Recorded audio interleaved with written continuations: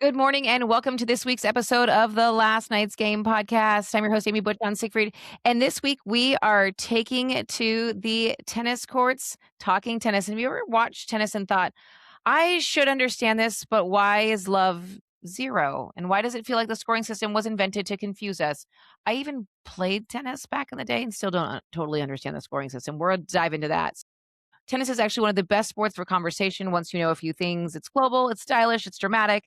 And today we're going to give you your cheat sheet so you can keep up from anywhere from Wimbledon to a casual happy hour. We're giving you a handful of terms, moments, and storylines that make you sound like you know what you're talking about. And here to join me and talk with us all about the world of tennis is Scott. Scott, welcome to the podcast. Thank you for having me on. We're talking tennis. This is one of the most asked questions and conversations I personally have when the big majors are on. How are we scoring? How do they score? How do they win? What are they doing? And for such a simple game, they've made things very complicated. And love is not good in tennis, although love is great in life. You Somehow always give they us something good to go with. tennis hates love for some reason. We don't know why. Well, maybe whoever made it was bitter, Possibly. possibly. Well, I really love that we're going to talk about this because I am that person who continues to ask you questions about scoring in tennis and all the things. Even though I shouldn't say really play, like we went to tennis camp, so I wouldn't say it's like really like playing, but I'm still so confused by it. So let's dive in and start off with if we're going to fire up a sports fan this week, what are we going to talk about? How intense tennis really is. And some people might joke if you're a football fan and might laugh at Mhm. this. But there's a lot going on in the world of tennis, and NFL players, well, they are traveling globally now, but not quite to the same capacity.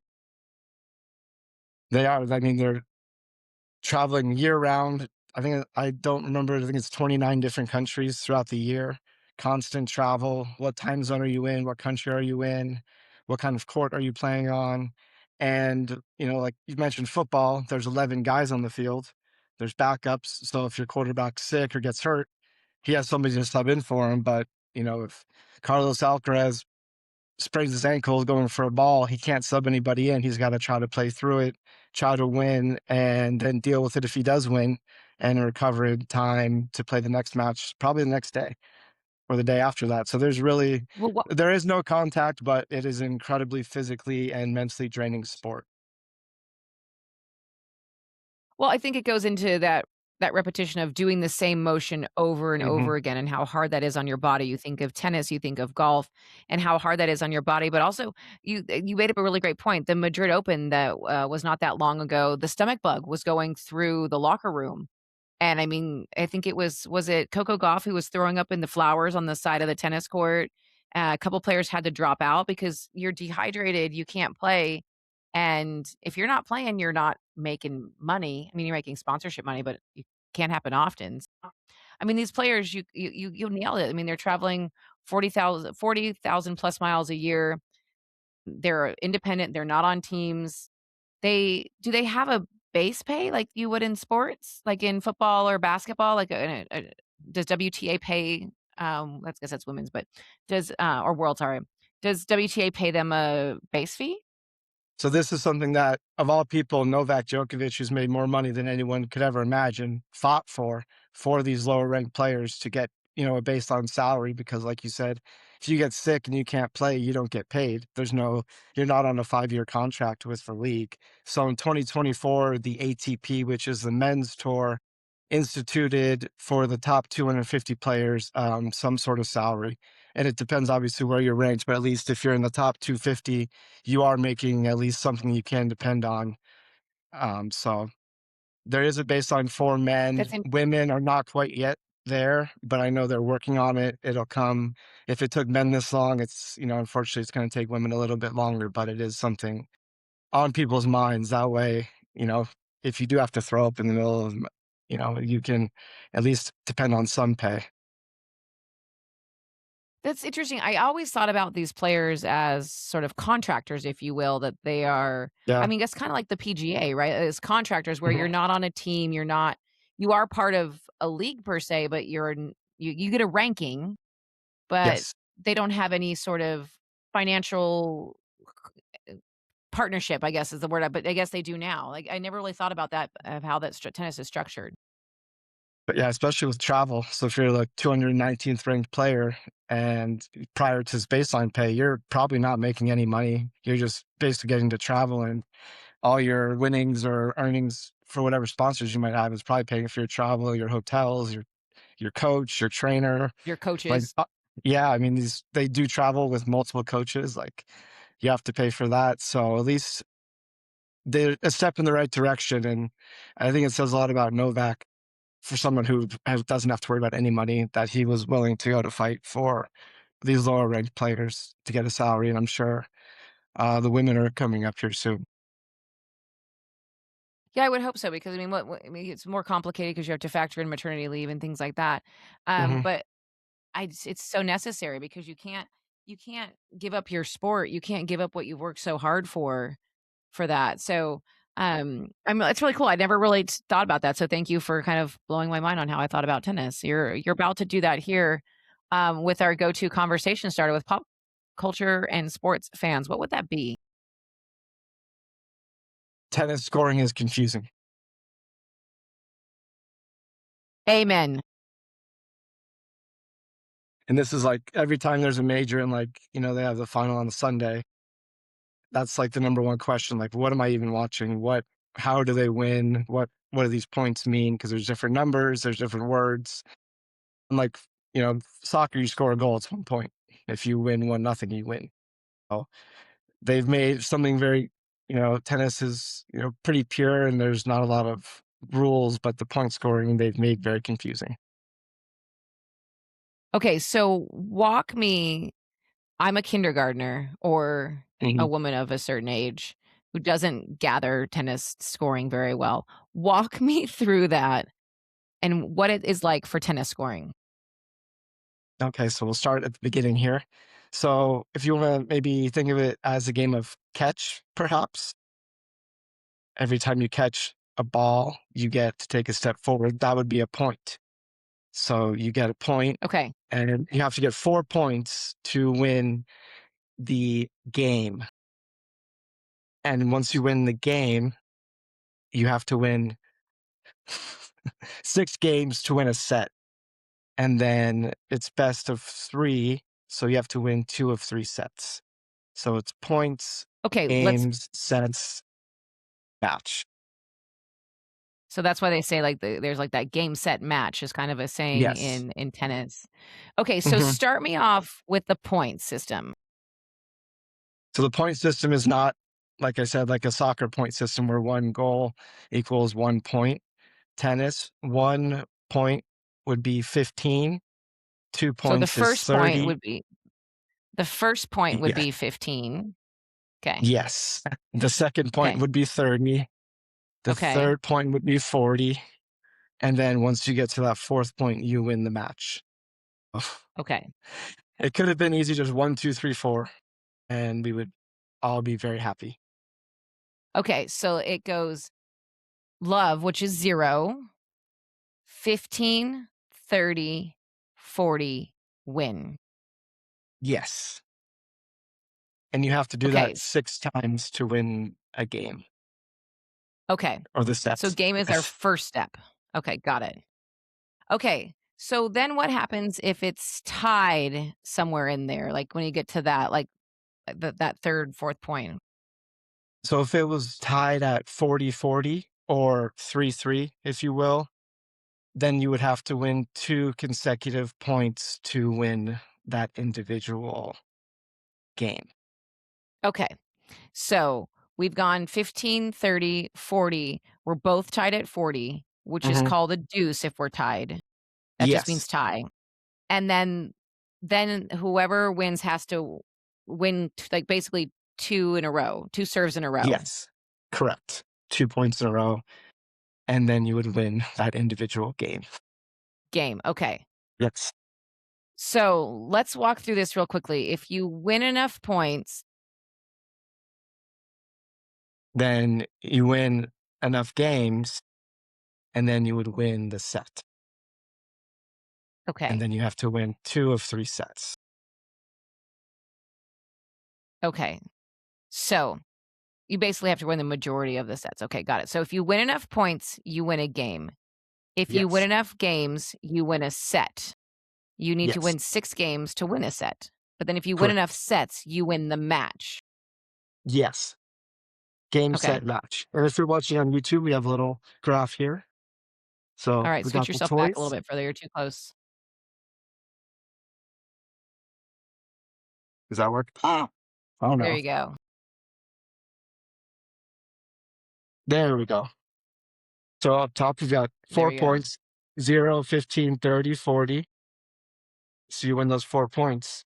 You win the game. You have to win 6 games right here. And then the best of 3, so 2 of 3. And here's an example of the scores, maybe. Perhaps like a 0, 40, 15, 40, 0, 40, Yeah. 15, 40, 0, 40, 0, 40. So that would be a complete domination of, and that would be all one set right here. Okay, so then go in your other corner. I think you are going to answer my question on it would be your left. Uh, so when they put that 6-0, when you see it on the bottom of the screen, you'll see Yes. like they almost look like little innings if you watch baseball, and it'll Yes, say correct. like 6-0 or 3. I don't know why it says. Oh, that's how many games they won within that set, Yes, right? correct. Yes, Okay, that makes sense. So that means that person won 6 games, the other person didn't win any. And if it correct. was like a 5 over a 1, that person would have won 5 versus and then the other person would have won 1 game. Yeah, so it would be like, or it would be like 6 over 2, if that makes sense. So the one person wins Yes. 6 games is you have to get to 6 and win by 2. Oh, got it, got it, got it. It is so So confusing, we but I that's tried. helpful. Okay. Thank you for sticking with us. If you're watching on YouTube, thank you. Yep. So if you Okay, saw like enough a points, you six win a zero game, enough. 6-0, yeah. Okay, perfect. So, what I'm gonna say is that maybe the tennis is simply win 4 points, win a game, win enough games, you win the whole thing. Yes. Okay, Simple. I think that's a basic way to start. 15, 30, 40, win. Yes. Deuce means tied, love means 0. Love means nothing in tennis. That's right, love means nothing in tennis. Love tennis does not love you, 0%. Mm-mm. No. Okay, now that you have scrambled our brains with all this good math, by the way, whatever math teacher led you to believe you're not good at math, they're full of crap because every day I watch you do this and this is all so technical. So I think you're really good at math. So there you have it. Um, who do we cheer for if we don't have a team in the tennis season that we're watching?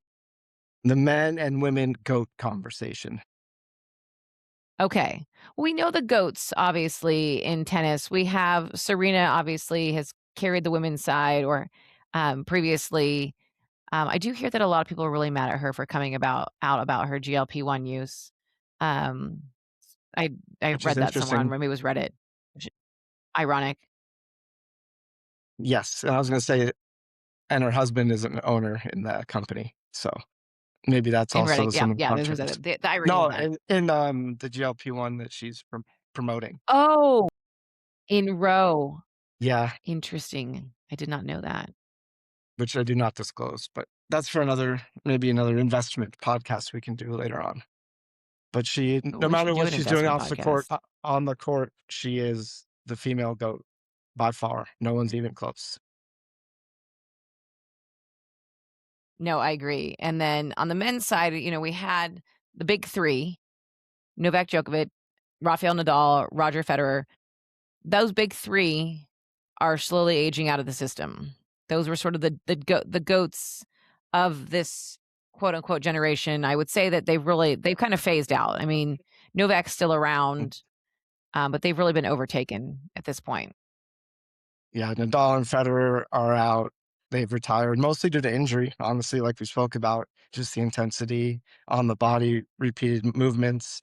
Novak is probably the most meticulous person when it comes to like his routine with stretching and weightlifting and things like that. So he's been able to stick around. But at this point, the younger generation, we have Yannick Sinner and Carlos Alcaraz. They're just too fast, too athletic for him to keep up. So he'll make it to the final four of every tournament. And then kind of once he gets with those guys, it's very clear that he's still playing well, but it's time for he's going to pass the baton on to the big two, which is Carlos Alcaraz and Yannick Sinner on the men's side. And Carlos Alcaraz has really, I mean, he has been the one who's been super, I would say, has kind of been the notable dominant. Um, did he win the Grand Slam, his final Grand Slam like, he completed the Grand Slam last season? He's got the personality and the flair on the tennis court that it's gonna get people interested to watch and tune in. And once he and Sinner typically end up playing in the finals of these majors, I think they won 7 in a row so far between the two of them. So you're gonna see these two in the finals of every major, unless there's an injury or something like that. So they're kind of carrying the men's side, and it's really And it is an appointment television when they play because they're both so fast and so athletic, and just the way they strike the ball is pretty it's worth watching if you can understand the scoring after a lovely little display. scoring is fun to watch. You realize who won at some point, right?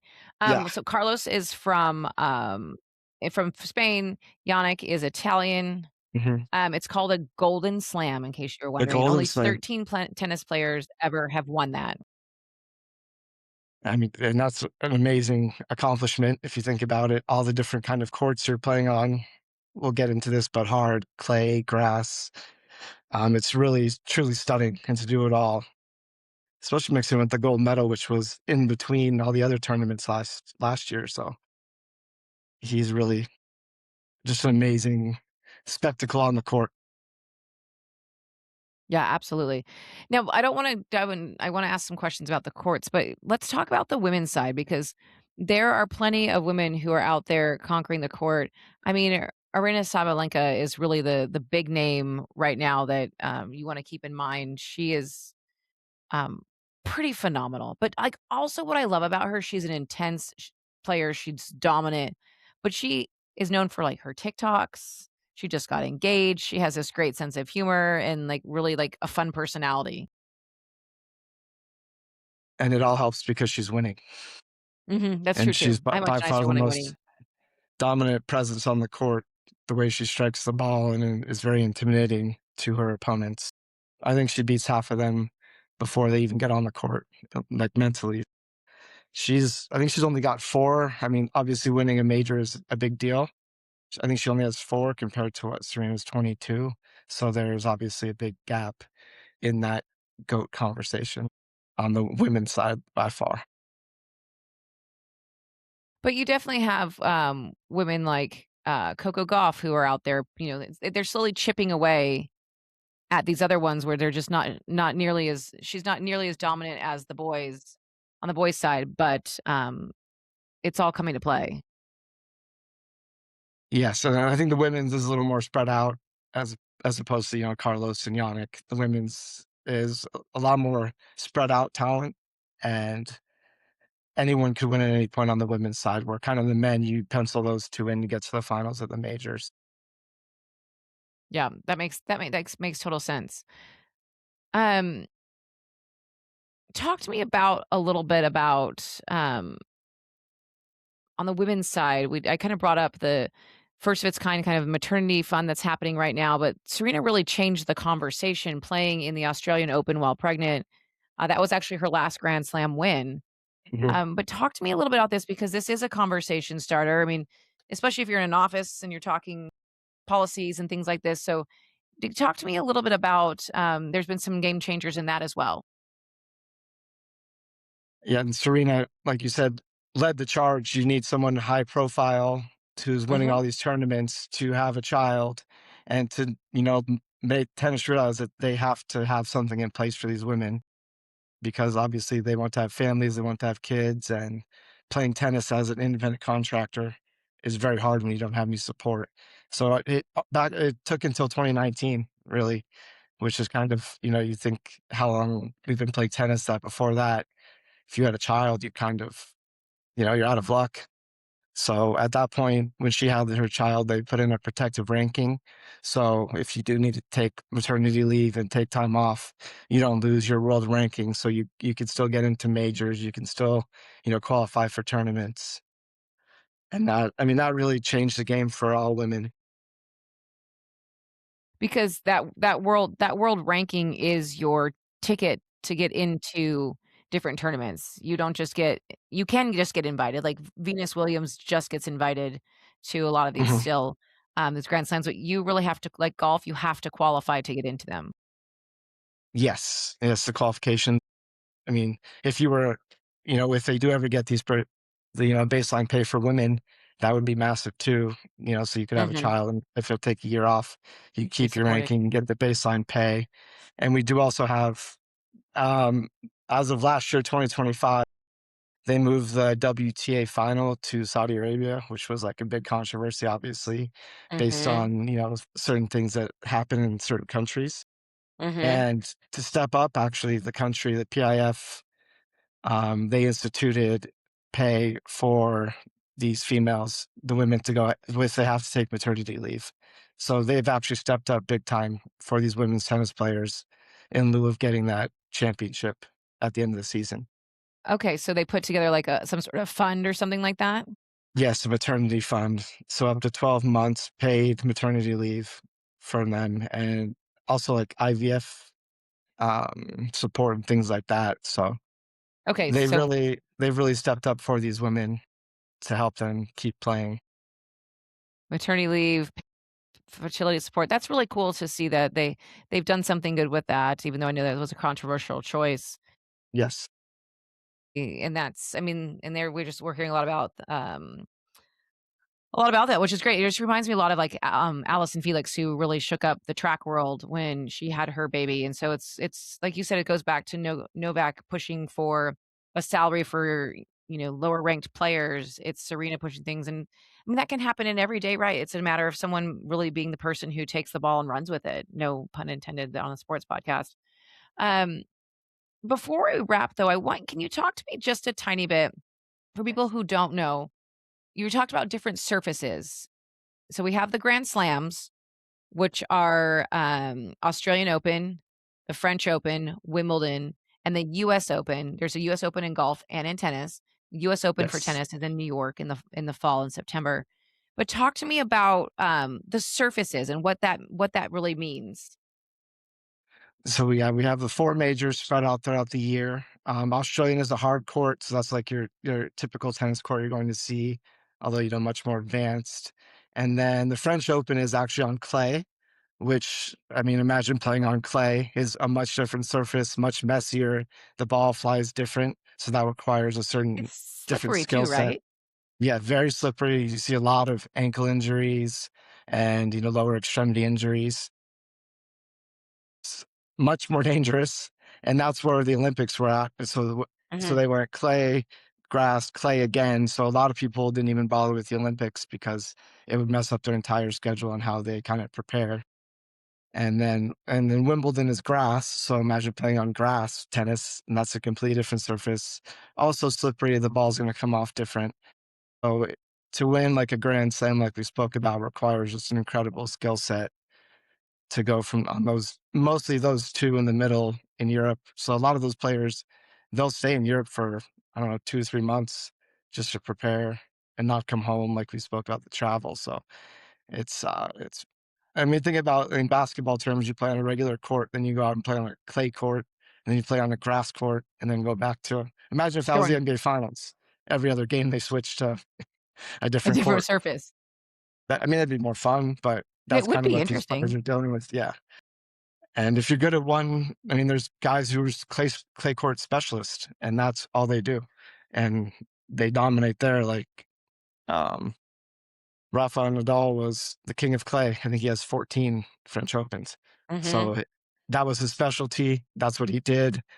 And I mean, if you can master clay, which is really hard for Americans to do because we don't have like the same access to the courts and the consistency of the clay. So it's really not a lot of Americans are as successful on clay as the Europeans. Interesting. There are so many questions I have, and I feel like this podcast could be about 50 minutes long because there's a lot of things. So if you're listening to this and you want more, let us know. We can always do a tennis 102 or 201, depending which way you want to look at it. Upgrade yourself. But let's wrap this up. Is there anything else you want to quickly mention as we're a little bit over our normal time? If you're watching the match, you're going to see ball changes a lot and racket changes a lot, and that's a great conversation starter to have in between points.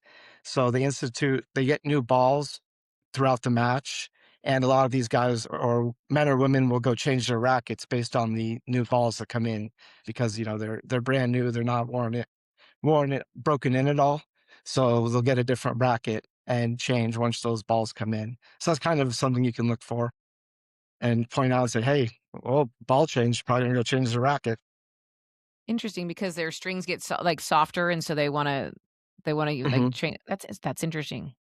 Yes. So, new balls would be the bullet point there. The bullet point to close us out with. Yes. 15, 30, 40. I should say love 15, 30, 40 win. Okay. Yes. Well, tennis sounds complicated until you realize that it's momentum, pressure, and a few terms like deuce and love that you now know. So save this for the next time that tennis comes up because now you actually have something to say. Thanks, Scott, for being here with us. And that's your sports news you'll want to spill.